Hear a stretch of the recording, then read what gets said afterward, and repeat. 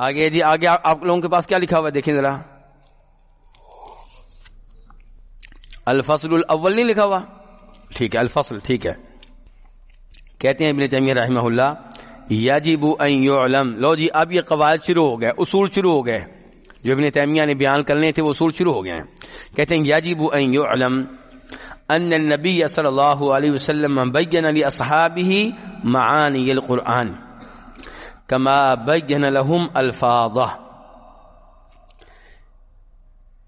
یجب واجب ہے, ضروری ہے, ان یعلم یہ جاننا, یہ جان لینا ضروری ہے. کیا کیا جی جان لینا ضروری ہے کہ نبی علیہ السلام نے بیان کیے ہیں لاصحابہ اپنے صحابہ کرام کے لیے. کیا بیان کیے ہیں؟ قرآن کے معنی کما بین لہم جیسا کہ آپ نے ان کے لیے بیان کیے تھے الفاظ ہو قرآن کے الفاظ.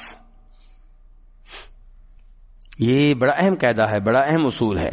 ان کے بجائے اس کے کہ آپ اپنی تفسیر بیان کرتے رہیں, اپنا مطلب بیان کرتے رہیں, پہلے اللہ کے رسول کی تفسیر کو تلاش کریں. اور کوئی یہ نہ کہے کہ اللہ کے رسول نے تفسیر بیان نہیں کی. ابن تیمیہ نے کہا ہے کہ یہ بات معلوم ہونی چاہیے کہ نبی علیہ السلام نے اپنے صحابہ کرام تک جیسے قرآن کے الفاظ پہنچائے ہیں ایسے قرآن کا معنی بھی پہنچایا ہے. تو آپ نے کتنی چیزیں بیان کی ہیں پھر اللہ کے رسول نے؟ قرآن کے الفاظ اور قرآن کے معنی, قرآن کے الفاظ اور قرآن کے معنی. تو پھر اللہ کے رسول کی لکھی ہوئی تفسیر کہاں پہ ہے جی؟ حدیث میں تو ہمیں چند ایک آیتوں کی تفسیر ملتی ہے اللہ کے رسول کی طرف سے, سب کی تو نہیں ملتی. جبکہ ابن تیمیہ تو ایسے لگ رہا ہے کہ وہ کہہ رہے ہیں کہ پورا قرآن ہی تفسیر بیان کی آپ نے. وہی بات جو تھوڑی دیر پہلے میں نے کہی تھی, اللہ کے رسول صلی اللہ علیہ وسلم نے پورے قرآن پاک کی تفسیر بیان کی ہے, یعنی کہ ان الفاظ کی, ان ایتوں کی جن ایتوں کے بارے میں آپ کو لگ رہا تھا کہ صحابہ کرام کو ان کی تفسیر معلوم نہیں ہے, یا جن میں ان کو مغالطہ لگ سکتا ہے, یا جہاں پہ ان کو مغالطہ لگا انہوں نے آ کے سوال کیا. چونکہ وہ کوئی عام لوگ نہیں تھے, صحابہ کرام عام لوگ, اکثر قرآن پاک ان کے لیے خود ہی واضح تھا, اکثر قرآن پاک ان کے لیے, بولیے ذرا, خود ہی واضح تھا. جہاں بیان کی ضرورت تھی وہاں آپ نے بیان کر دیا, جہاں بیان کی ضرورت تھی وہاں صحابہ کرام نے سوال کر لیا, جہاں ان کو مشکل پیش آئی وہاں پہ وہ آپ کے پاس پہنچ گئے. تو نتیجہ کیا نکلے گا کہ آپ نے پورے قرآن پاک کی تفسیر بیان کی ہے. سمجھ گئے علماء کرام؟ جی ہاں. اب جیسے جیسے زمانہ لیٹ ہوتا چلا گیا تفسیر بڑھتی چلی گئی. کیوں؟ کہ کئی چیزیں تابعین کے لیے مشکل تھیں, وہ پھر کس نے بیان کی؟ ان کو تو معلوم تھی, تابعین کو مشکل پیش آ رہی تھی, انہوں نے بیان کر دی. اور پھر جہاں تبع تابعین کو مشکل پیش آئی وہ کنہوں نے بیان کر دی؟ تابعین نے. تو اس طرح قرآن پاک کی تفسیر میں اضافہ ہوتا چلا گیا. اچھا جی, اب کیا دلیل؟ اب ابن تیمیہ دلائل دینے لگے ہیں. کس بات پہ؟ اصول پہلا بیان کیا انہوں نے, قاعدہ پہلا بیان کر دیا. کیا بیان کیا قاعدہ؟ کہ اللہ کے رسول نے جیسے الفاظ بیان کیے ہیں قرآن پاک کے, ایسے کیا بیان کیے قرآن پاک کے معنی. اب کیا دینے لگے ہیں ابن تیمیہ؟ دلیل کہ میں نے جو اصول بیان کیا بالکل ٹھیک ہے, جو میں نے ضابطہ بیان کیا بالکل ٹھیک ہے, دلائل لیجئے. کہتے ہیں پہلی دلیل کیا ہے؟ اللہ تعالیٰ کا فرمان لِتُبَيِّنَ لِلنَّاسِ مَا نُزِّلَ إِلَيْهِمْ. یہ پوری آیت کیسے ہے جی؟ وَأَنزَلْنَا إِلَيْكَ الذِّكْرَ, اور ہم نے نازل کیا ہے, اللہ تعالیٰ کہہ رہے ہیں ہم نے نازل کیا الیک ذکر, آپ کی طرف اپنا ذکر. ہم نے اپنا ذکر آپ پہ کیوں نازل کیا جی؟ اللہ تعالیٰ کہہ رہے ہیں لتبین, تاکہ آپ لوگوں کے لیے بیان کر دیں. کیا بیان کر دیں؟ ما نزل الیہم, جو ان کی طرف نازل ہوا ہے. اچھا, آپ پہ ہم نے قرآن اس لیے نازل کیا تاکہ جو نازل ہوا ہے وہ آپ لوگوں کے سامنے بیان کر دیں. بیان کر دیں. کیا بیان کریں؟ الفاظ یا معنی؟ دونوں. کیا بیان کریں؟ دونوں. یہ کہہ رہے ہیں ابن تیمیہ, کہتے ہیں یتناولو, یہ شامل ہے, یتناولو یہ شامل ہے, ہذا و ہذا, اس کو بھی اور اس کو بھی. اس کو کس کو؟ الفاظ کو، اور اس کو کس کو؟ معنی کو. سمجھیں کہ کوئی بھائی نہیں سمجھا تو بتا دے کہ جب اللہ تعالیٰ کہہ رہے ہیں کہ اے نبی علیہ السلام ہم نے آپ پہ قرآن اس لیے نازل کیا ہے تاکہ آپ لوگوں کے سامنے اس قرآن کو بیان کر دیں، تو بیان سے مراد صرف یہ نہیں کہ الفاظ بیان کر دیں، بیان سے مراد الفاظ بیان کرنا بھی ہے، معنی و مفہوم بیان کرنا بھی ہے. واضح ہے پہلی دلیل؟ پتہ نہیں چل رہا کہ آپ کو پتہ نہیں سمجھ آ رہی ہے یا نہیں آ رہی، کوئی پتہ نہیں چل رہا. نہ یہ پتہ چل رہا ہے کہ سمجھ آ رہی ہے، نہ پتہ چل نہیں سمجھ آ رہی. مجھے لگتا ہے کہ نیند آ رہی ہے، سمجھ تو نہیں آ رہی، نیند آ رہی ہے. تو ابن تیمیہ کی دلیل کو سمجھے ہیں کہ نہیں سمجھے آپ لوگ؟ چلیں جی، یہ تھی ان کی پہلی دلیل. دوسری دلیل کیا ہے ان کی؟ صحابہ کرام کے آثار. دوسری دلیل کیا ہے؟ صحابہ کرام کے آثار، ان کے بارے میں روایات، ان کے اقوال. ان سے بھی پتہ چلتا ہے کہ نبی اسلام نے قرآن پاک کا معنی و مفہوم بیان کر دیا تھا. کیا آثار ہیں جی؟ کہتے ہیں وقد قال ابو عبد الرحمن السلمی حدثنا الذين كانوا يقرؤوننا القرآن كعثمان بن عفان وعبد الله بن مسعود وغيرهما أنهم كانوا إذا تعلموا من النبي صلى الله عليه وسلم 10 آيات لم يجاوزوها حتى يتعلموا ما فيها من العلم والعمل. قالوا فتعلمنا القرآن والعلم والعمل جميعا. ابو عبد الرحمن سلمی کہتے ہیں، ابو عبد الرحمن سلمی کون ہے جی؟ کس صحابی کا نام ہے؟ صحابی نہیں ہے. ابو محمد بھائی کہہ رہے ہیں کہ یہ صحابی نہیں ہے. ان کا جواب صحیح ہے، یہ صحابی نہیں بلکہ تابعی ہیں. کون ہے؟ اور یہ تابعی کیا کہہ رہے ہیں؟ ابو عبد الرحمن السلمی تابعی کہہ رہے ہیں حدثنا، ہمیں بیان کیا، ہمیں بیان کیا. ہمیں، ہم کون؟ ہم تابعین کو. ہمیں بیان کیا الذین، ان لوگوں نے جو ہمیں قرآن پڑھایا کرتے تھے. ہمیں بیان کیا ان لوگوں نے جو ہمیں قرآن پڑھایا کرتے تھے. تابعین کو قرآن پڑھانے والے کون تھے جی؟ صحابہ. جیسا کہ عثمان بن عفان، عبداللہ بن مسعود وغیرہما، وغیرہ وغیرہ، وغیرہما، اور ان کے علاوہ. کن کے علاوہ؟ عثمان، عبداللہ بن مسعود کے علاوہ. تو ہمیں بیان کیا ان لوگوں نے جو ہمیں قرآن پڑھاتے تھے. کیا بیان کیا؟ انہم کانوا، یہ بیان کیا کہ انہم کانوا، کہ بے شک وہ کون؟ وہ صحابہ کرام، کہ وہ کانوا اذا تعلموا من النبی، وہ جب نبی الاسلام سے سیکھتے تھے 10 آیات، 10 آیتیں، تو لم یجاوزوها، ان کو تجاوز نہیں کرتے تھے، ان کو کراس نہیں کرتے تھے، ان سے آگے نہیں بڑھتے تھے، حتی، یہاں تک کہ یتعلموا، سیکھ لیتے. کیا سیکھ لیتے؟ ما فیہا من العلم والعمل، اس علم و عمل کو، ما فیہا، جو ان 10 آیتوں میں ہوتا. تو 10 آیتوں کے صرف الفاظ کو سیکھتے تھے کہ اس میں جو علم ہوتا تھا اس کو بھی سیکھتے تھے، علم اور عمل کو بھی سیکھتے تھے.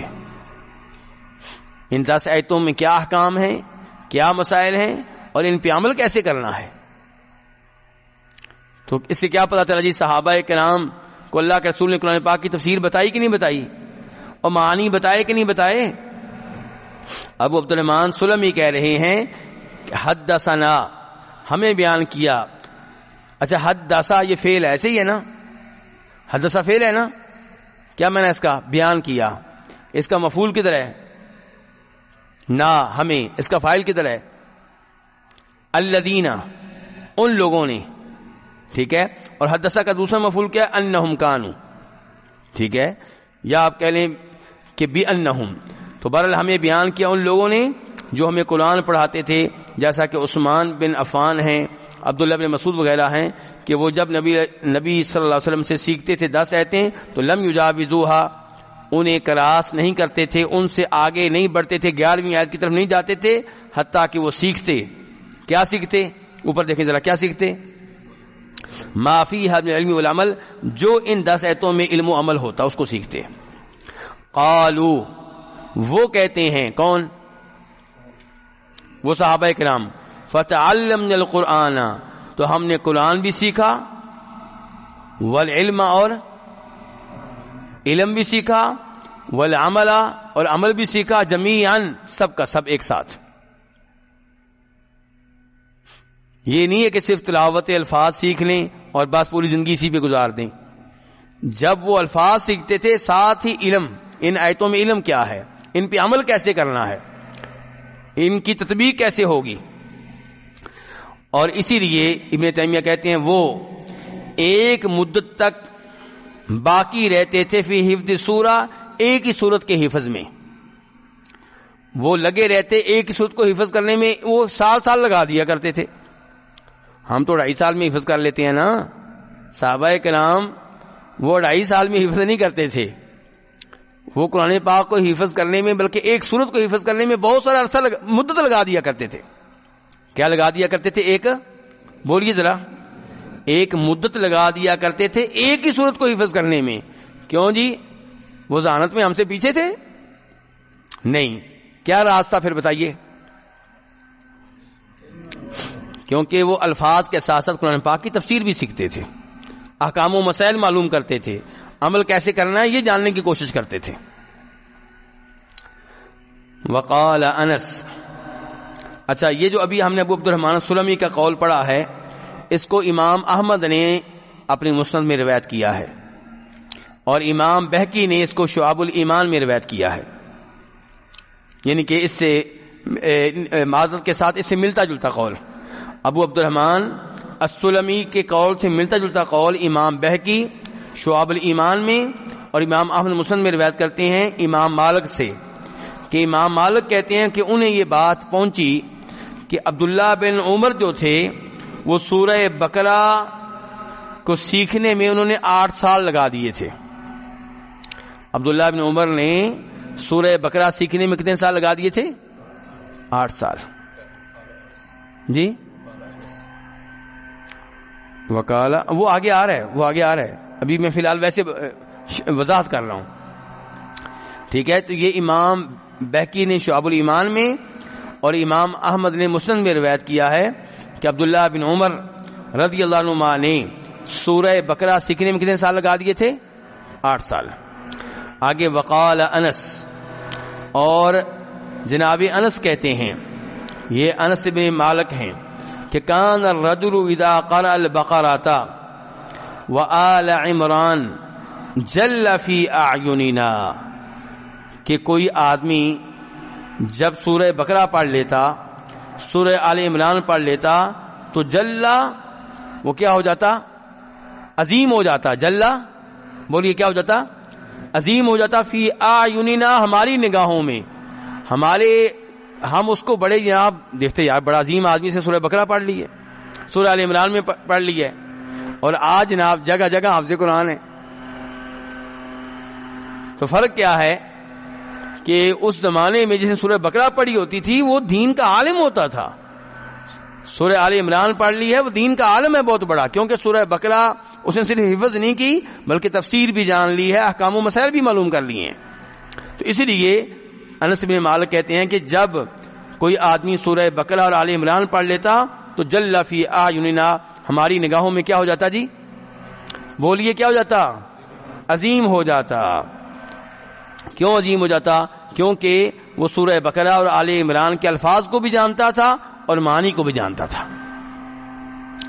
وَأَقَامَ ابن عمر عَلَى حِفْظِ الْبَقَرَةِ عِدَّةَ سنین، اور عبداللہ بن عمر نے سورہ بقرہ کے حفظ میں متعدد سال لگا دیے.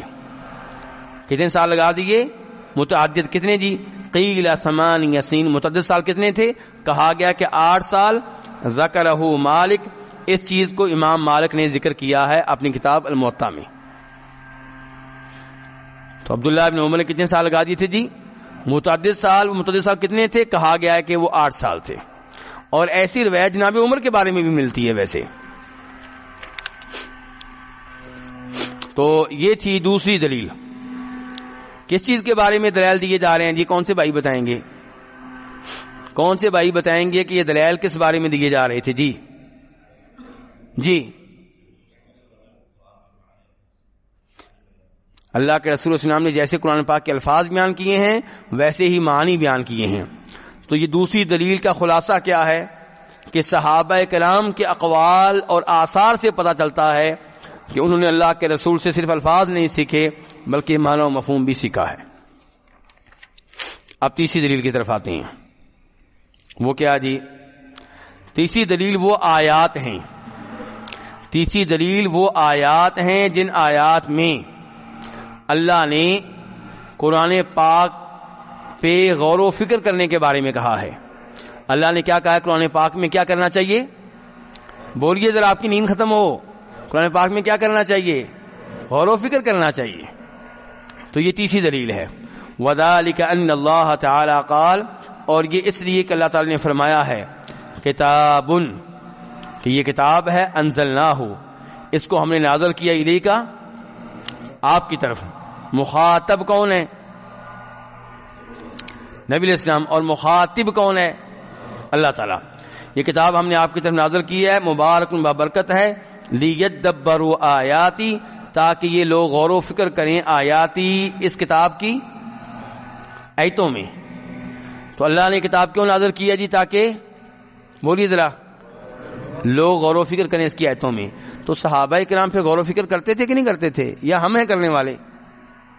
کیوں جی؟ صحابہ کرام غور و فکر کرتے تھے کہ نہیں کرتے تھے؟ تو غور و فکر کرتے تھے تو پھر اللہ کے رسول سے معنی مفہوم جانتے ہوں گے کہ نہیں جانتے ہوں گے، پوچھتے ہوں گے کہ نہیں پوچھتے ہوں گے، اللہ کے رسول نے بتایا ہوگا کہ نہیں بتایا ہوگا؟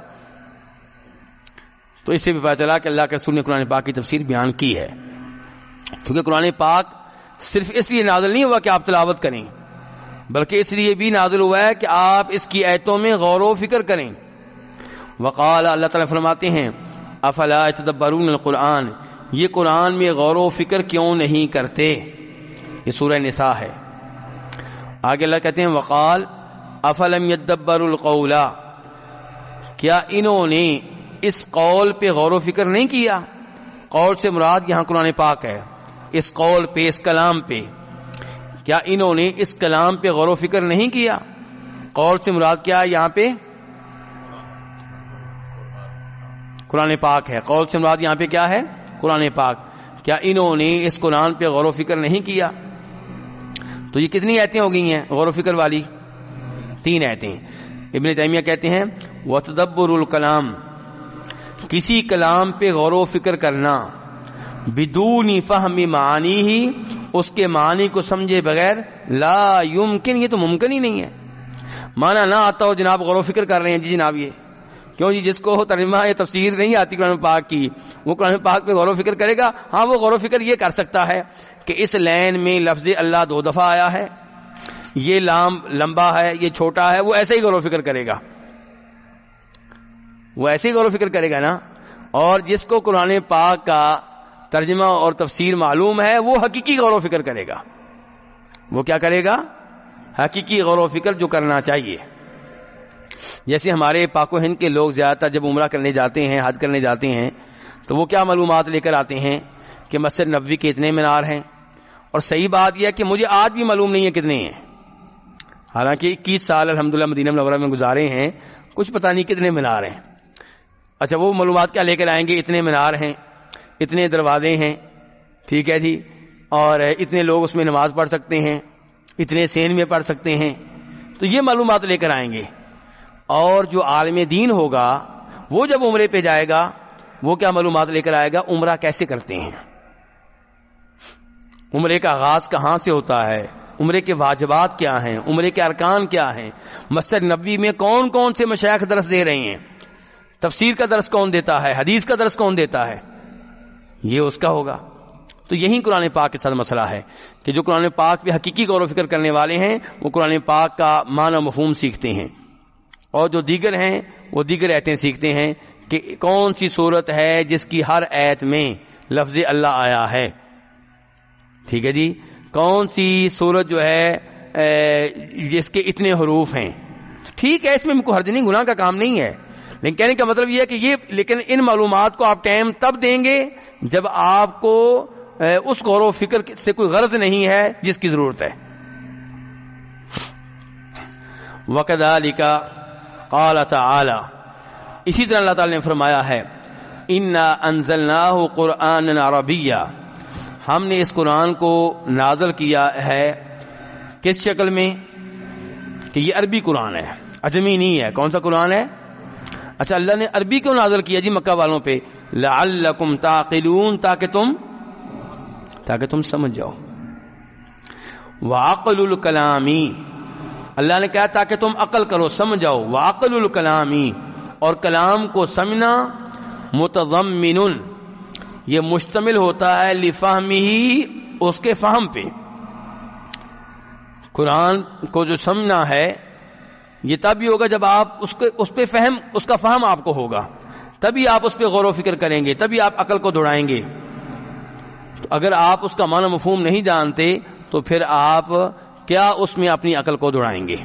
تو یہ جو 4 آیتیں ہیں جن سے پتہ چل رہا ہے کہ قرآن پہ غور و فکر کرنا چاہیے، قرآن میں اپنی عقل کو دوڑانا چاہیے، ان سے بھی پتہ چل رہا ہے کہ نبی علیہ الصلوۃ والسلام نے صحابہ کرام کو جیسے الفاظ بتائے تھے ایسے ہی قرآن کا کیا بتایا جی؟ معنی و مفہوم بھی بتایا ہے۔ چلیں جی